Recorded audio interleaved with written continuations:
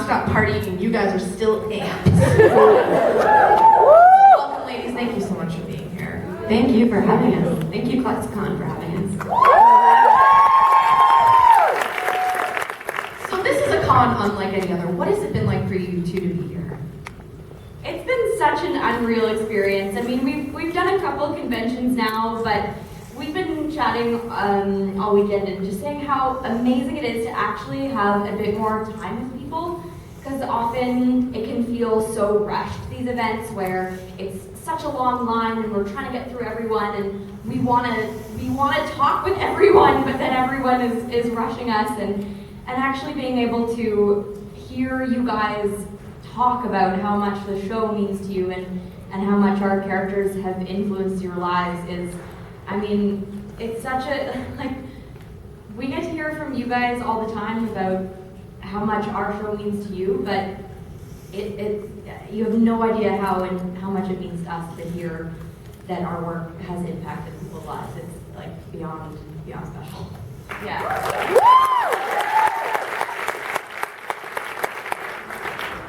This has been a really special convention for all of the reasons that Elise said. We've been talking about it nonstop, just because there's such an overwhelming feeling of warmth and welcoming and positivity, and it's been so incredible to actually have time to just listen and to hear you guys talk to us about what it means to you. Representation was something that was always important to me, but I grew up in Toronto in Canada, which is I think spoiled me in the sense that it is very liberal and it is very open. And of course I've experienced moments of homophobia in my day-to-day life there, but not to the extent that people around the world experience it. And I didn't truly understand, I think, how important it was until I heard from all of you. So yeah, it's just been such a wild ride, and I love doing these things because it reminds us why we do it. I think it's easy to get caught up in sort of like the internet realm of like internet fame and the industry part of it, and we're always like rushing off to different press things, and we're worried about what we look like, and then it's like, wait a minute, like we do this job to tell stories and to tell important stories, and we do this job because we want to use our skills to put something positive into the world. So yeah.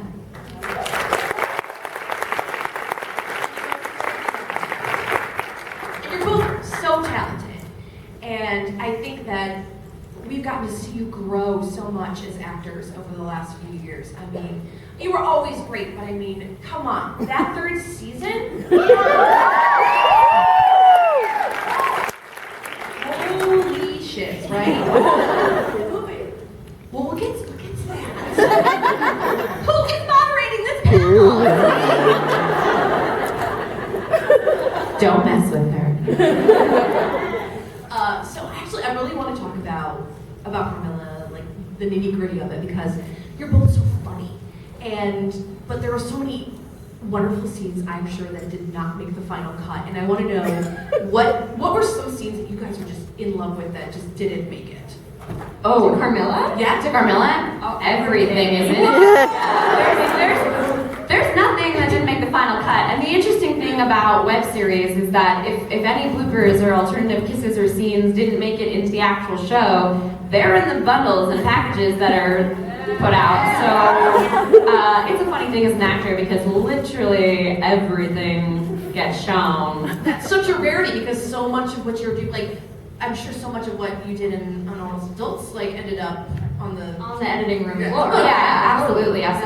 No, I mean, the unique thing about the way we filmed Carmilla is that a lot of the takes are one-take wonders, and again, yeah, there are no secrets. I mean, you've all seen poor Caitlin have to deal things. I wish they were here to tell you about that experience.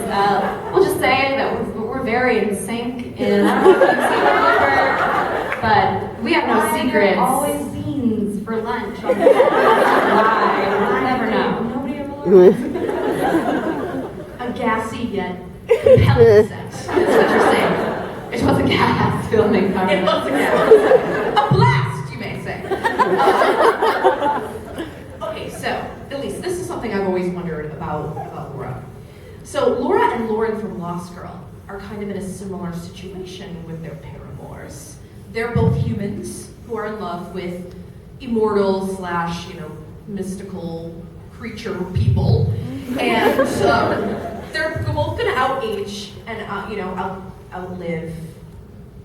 Sorry, it's sad, but it's true. Unless they become human. Well, okay, it's moderating this panel.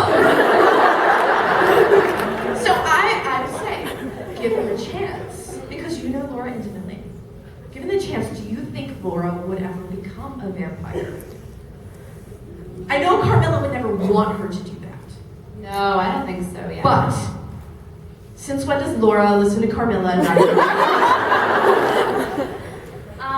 I think that one of the biggest lessons that Laura had to learn throughout the whole series is that you can learn from the person that you fall in love with, and you can grow with the person that you fall in love with.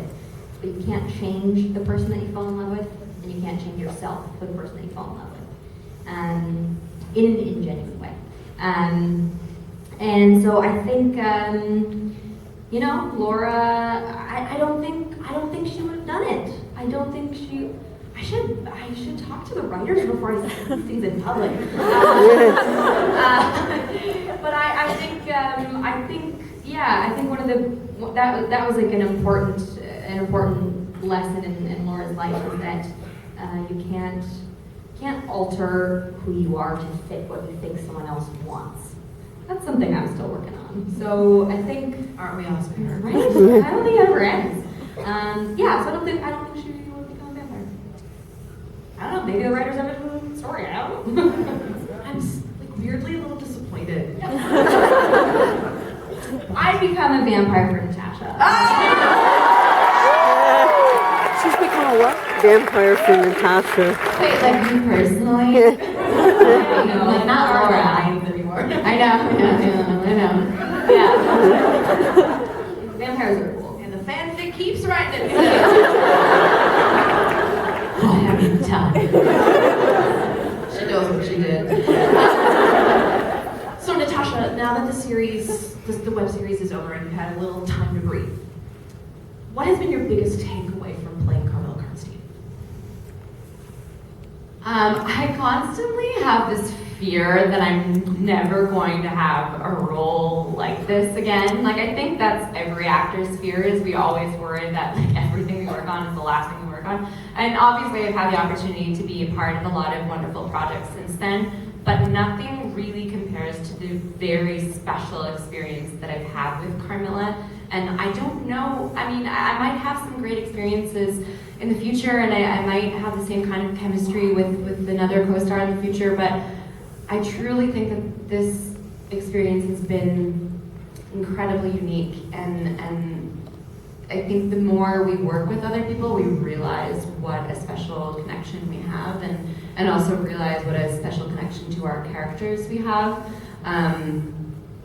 I just got really lucky. There are like a ton of dream roles out there that I'd love to play, but I got to play 2 things on my acting bucket list, and it's just been really neat to explore Carmilla and to put a little bit of myself into her, but I think throughout this experience as well is I think people see us on a screen and they expect us to sort of be these two-dimensional characters, and I think people forget that Elise and Natasha are human beings, and human beings don't act one way all the time or dress one way all the time.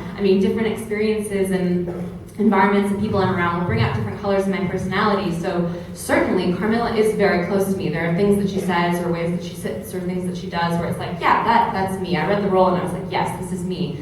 One of the descriptors in the breakdown when I first read it was that she was capable of profound loneliness, but capable of a lot of love. And that was something I really identified with, because I feel so often that I guard my heart, but my capacity capacity for love is very big, and but I think it's also this whole experience, even just navigating through fame, made me realize like I don't have to be like my character all the time. We're certainly very similar, but I think just throughout, you know, the course of this fandom, I've realized like I don't have to sell that I'm a badass all the time. Because you all know now that I'm a giant nerd.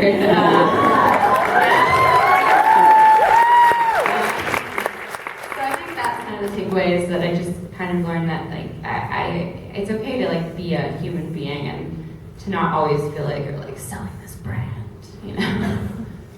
I love that playing a useless lesbian vampire was on your bucket list. Yes. I just want to point out something, because these two ladies have been in the public eye very hardcore for the last 3 years. And when I met them 3 years ago, they were humble and kind and generous and loving. And now, they're still humble, loving, and kind